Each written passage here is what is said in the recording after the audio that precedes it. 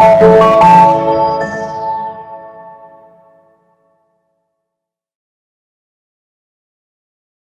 শিক্ষার্থীরা, কেমন আছো? অনেক ভালো। তোমাদের সাথে আবার দেখা হয়ে গেল ক্লাসরুম পরিবারের পক্ষ থেকে আয়োজিত ক্লাসরুমে। আজকে আমরা প্রিপোজিশন নিয়ে কথা বলবো। প্রিপোজিশনের সাথে আসলে বাংলা ব্যাকরণ যদি চিন্তা করা হয়, দেখবা বিভক্তির খুব ভালো একটা সম্পর্ক আছে। এই বিভক্তির মাধ্যমে খুব সহজেই তুমি বুঝে বুঝে প্রিপোজিশনটাকে আয়ত্ত করতে পারো। তুমি যত ভালো করে বাংলা ব্যাকরণের বিভক্তিটা বুঝতে পারবা, একটু মনোযোগী হও, একটু কৌশলী হও, ইনশাআল্লাহ তুমি খুব ভালো করে প্রিপোজিশনটা আয়ত্ত করতে পারবা।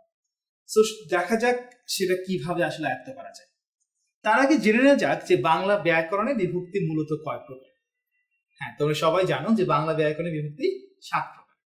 আমি এই বিষয়টা বুঝার সুবিধার্থে আগে একটু লিখবো। দেখো, আগে বিভক্তিগুলো লিখছি। বিভক্তি, ঠিক আছে। প্রথমা সমান হচ্ছে কি বলতো? শূন্য বিভক্তি। আচ্ছা, তারপরে হচ্ছে তোমার দ্বিতীয়া।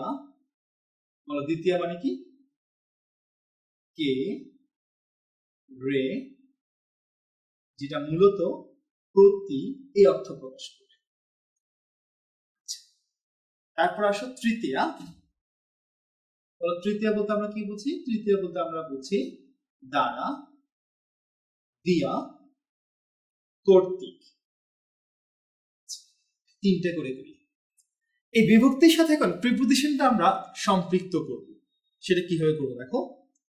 ধরো এই ঘরটা বিভক্তির জন্য রাখলাম, এখান থেকে আমি প্রিপোজিশন শুরু করলাম। দেখো, তুমি যেখানে প্রথমা বলছো সেটা মূলত শূন্য বিভক্তি, রাইট? এখন এই শূন্য বিভক্তির আসলে তার প্রিপোজিশনটা কি হবে? এটা আসলে কোনো প্রিপোজিশন হবে না, এটা হবে মূলত নো প্রিপোজিশন। সো তোমরা আমাকে অনেকে কোয়েশ্চেন করতে পারো, সো নো প্রিপোজিশন বলতে কি বোঝাচ্ছেন? দেখো, আসলে প্রিপোজিশন জিনিসটা কি? প্রি মানে হচ্ছে পূর্বে, পজিশন মানে হচ্ছে অবস্থান গ্রহণ করবে। সো প্রিপোজিশন হচ্ছে তারা যারা মূলত নাউন বা প্রোনাউনের পূর্বে অবস্থান গ্রহণ করবে। কিন্তু ভালো করে লক্ষ্য করলে খেয়াল করবা, ইংরেজি ভাষা বলো, বাংলা ভাষা বলো, এমন অনেক বাক্য তোমরা খুঁজে পাবা যেখানে প্রিপোজিশন ছাড়া বা বিভক্তি ছাড়া বাক্য হয়। একটা এক্সাম্পল দিই, সেটা আরো ভালো হবে। ধরো, এক্সাম্পল দিচ্ছি আমি, খুব সহজ একটা বাক্য বলি। ধরো তোমরা অনেক অনেক ছোটবেলা থেকে অনেকবার পড়ে এসেছো, আমি ভাত খাই। আসলে তুমি ইংলিশ করি সেটাকে, আই ইট স্পেস রাইস। দেখো শিক্ষার্থীরা, ভালো করে খেয়াল করো যে আমি ভাত খাই, এখানে রাইস শব্দের আগে একটা স্পেস দেওয়া হচ্ছে। কোয়েশ্চেন হচ্ছে প্রিপোজিশন হবে কি হবে না। দেখো, বাংলাটা চিন্তা করো, আমি ভাত খাই। আবার বলছি, আমি ভাত খাই। দেখো তাহলে ভাত, রাইস, এই শব্দের সাথে কি কোনো বিভক্তি যুক্ত করা হয়েছে? তাহলে বিভক্তি যুক্ত করা হয়নি, মানে হচ্ছে শূন্য। আর যখন শূন্য বিভক্তি হয় সেক্ষেত্রে ইংলিশে কোনো প্রিপোজিশনের দরকার নেই। এরকম হাজার হাজার বাক্য খুঁজে পাবা যেখানে নাউন বা প্রোনাউনের পূর্বে কোনো প্রিপোজিশন ব্যবহার করা হচ্ছে না, সেটাকে আমরা নো প্রিপোজিশন বলি। আচ্ছা, এবার দ্বিতীয় আসো। সো দ্বিতীয় হচ্ছে আসলে কি বলো? কে রে প্রতি। ইংলিশে কি? ইংলিশে সেটা হচ্ছে টু। বলো আবার, কে রে প্রতি ইংলিশে কি বলো? টু।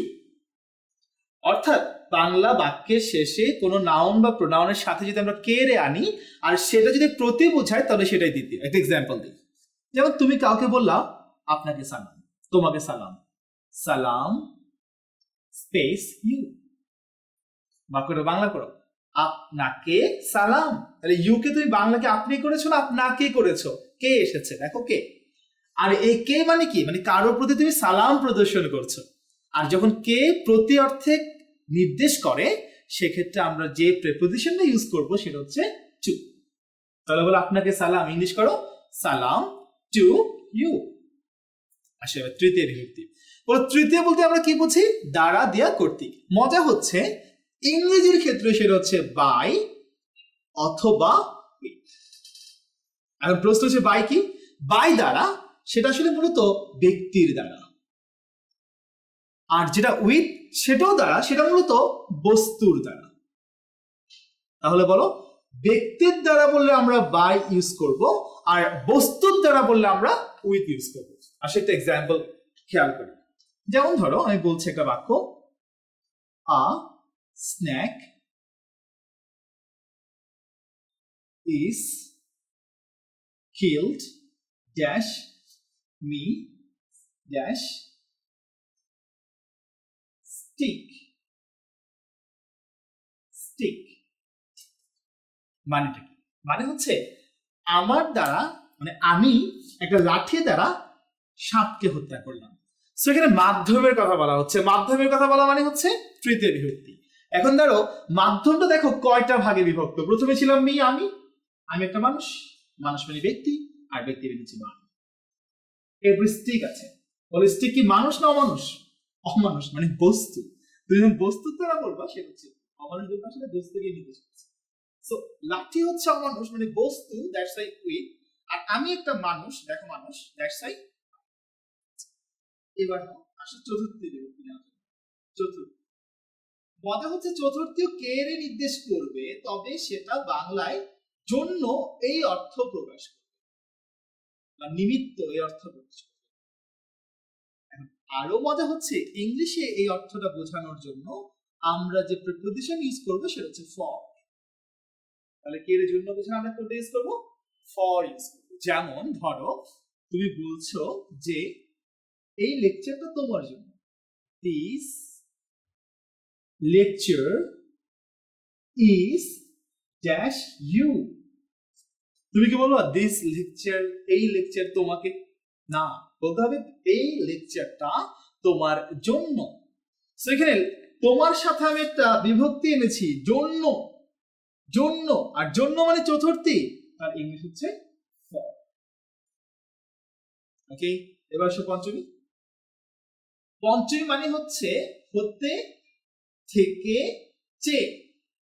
ইন্টারেস্টিং হচ্ছে এখানে আমরা হতে থেকে যেটা বলবো ওই বিভক্তিগুলোকে ইংলিশ করার জন্য আমরা ব্যবহার করব ফ্রম, আর চেয়ে আমরা ইংরেজি করার জন্য ব্যবহার করব হচ্ছে দেন। আসলে এটা এক্সাম্পল দিয়ে ক্লিয়ার। যেমন ধরো তুমি বলছো সে আমার কাছ থেকে পৃথক হয়ে গিয়েছে, he is separated dash me. অর্থাৎ সে আমার কাছ থেকে আলাদা হয়ে গেছে। আমার কাছ থেকে, থেকে বলেছো আমার কাছ থেকে, সো প্রিপোজিশন কোনটা বলো? ফ্রম, কারণ তুমি বলেছো থেকে। কিন্তু যদি তুমি বলো সে আমার চেয়ে ভালো, আমার চেয়ে ভালো, তাহলে কি হবে? He is better than I. কারণ এখানে তুমি চেয়ে বলেছো। এই চেয়ে যখন বলবা তখন প্রিপোজিশন হবে দেন, আর হতে থেকে যখন বলবা তখন প্রিপোজিশন হবে ফ্রম। এবার আসে ষষ্ঠী। দেখো ষষ্ঠী, আলো তোমাদের অনেকেরই মনে আছে। ষষ্ঠী হচ্ছে বাংলায় র অথবা এ। বাংলায় যখন র বা এর হয় সেটা ষষ্ঠী। মজার ব্যাপার হচ্ছে ইংলিশে সেটা বোঝানোর জন্য আমরা ব্যবহার করব প্রিপোজিশন অফ। এবার উদাহরণ দিয়ে বুঝো। যেমন তুমি বলছো বাংলাদেশের নদী, বাংলাদেশ সব নদীগুলোকে বলছো, ইংলিশ করবা দ্য রিভার্স অফ বাংলাদেশ। দেখো বাংলাদেশ মানে বাংলাদেশ না, বলছি বাংলাদেশের নদী। বাংলাদেশ নাউনটার সাথে তুমি র যোগ করেছো, র হচ্ছে ষষ্ঠী, আর ষষ্ঠী মানে হচ্ছে ইংরেজিতে। আসলে এবার সপ্তমী নিয়ে আলোচনা করি। সপ্তমী, সপ্তমী হচ্ছে এ অন্ত অ তে। মজার ব্যাপার হচ্ছে ইংরেজি করার জন্য তোমাকে ব্যবহার করতে হবে ইন, কখনো কখনো একটা সম্বন্ধে অ্যাপ্রোপ্রিয়েট রেখে দিতে হবে, মূলত হচ্ছে ইন। যেমন সহজ একটা উদাহরণ দিই, আমি তোমাদের বলছি আমরা ঢাকায় বসবাস করি, ইংরেজি করি উই লিভ ইন ঢাকা। কেন হচ্ছে আমরা ঢাকায়, দেখো ঢাকার সাথে আমি একটা অন্ত অ যোগ করেছি, আর অন্ত অ মানে হচ্ছে সপ্তমী, সপ্তমী মানে হচ্ছে। দেখো খুব ইন্টারেস্টিং ওয়েতে আমরা বিভক্তির সাথে প্রিপোজিশনের সম্পর্কটা বের করেছি। এখন এখানে দুটো প্রিপোজিশন তোমাকে খুব প্যারা দিবে। সেটা হচ্ছে টু, সে ঝামেলা করবে, আর একটা হচ্ছে এই উইথ, সে একটু ঝামেলা করবে। একটু ক্লিয়ার করবে, কারণ টু এর একটা ব্যাপার কি, টু হচ্ছে দ্বিতীয় প্রকাশ করছে, সেক্ষেত্রে সে প্রতি অর্থ নির্দেশ করে নাউনের পূর্বে বসছে, আর উইথ দ্বারা দেয়া কর্তৃক বুঝিয়ে বস্তুর সাথে বসছে। কিন্তু দেখো এই টু এবং উইথের আরো দুটো স্পেশাল অর্থ আছে। সেটা হচ্ছে টু এবং উইথ এই বিভক্তে টু মানে হচ্ছে মূলত বস্তুর সাথে, আর উইথ মানে হচ্ছে মূলত ব্যক্তির সাথে। আমাকে অনেক শিক্ষার্থী প্রশ্ন করে, স্যার উইথ তো অনেক সময় ব্যক্তির পূর্বে বসে, উইথ তো অনেক সময় বস্তুর পূর্বে বসে। আজকের পরে ক্লিয়ার হয়ে গেল, উইথ ব্যক্তির পূর্বে বসবে যদি সেটা সাথে অর্থ প্রকাশ করে, আর উইথ বস্তুর পূর্বে বসবে যদি সেটা দ্বারা এই অর্থ প্রকাশ করে। তাহলে আসলে এটা একটা এক্সাম্পল দিই।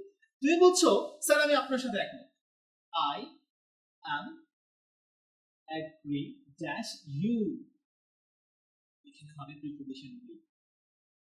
আবার তুমি আমাকে বললে স্যার আমি আপনার এই বিষয়ের সাথে একমত, I am agree dash this subject, এখানে হবে। কারণ দেখো আমি আপনার সাথে একমত, এখানে গ্যাপের পরে যে শব্দ ছিল ইউ, ব্যক্তি, ব্যক্তির সাথে দ্যাটস ওয়াই উইথ, আর এখানে বিষয়ের সাথে দ্যাটস ওয়াই টু। তাহলে দেখো একটু মজা করে শেখো, একটু ভাবো ভালো করে, মজা করে শেখো যে বিভক্তি দিয়ে কিন্তু খুব সহজে আমরা প্রিপোজিশন পেয়ে যেতে পারি। প্রথম আসন্ন, দ্বিতীয় প্রতি, টু, দ্বারা দিয়া কর্তৃক, ব্যক্তি দ্বারা বাই, বস্তু দ্বারা উইথ, কে রে যদি জন্য বুঝায় তাহলে হচ্ছে ফর, কোথা থেকে বললে ফ্রম, চে বললে দেন, মালিকানা ষষ্ঠী প্রকাশ করলে অফ, আর সপ্তাহে বলি। একটু করে খেয়াল রাখবো টু এবং উইথ যদি স্পেশাল অর্থ বহন করে সেটা হচ্ছে সাথে, ব্যক্তির সাথে বললে উইথ, বস্তুর সাথে বললে টু।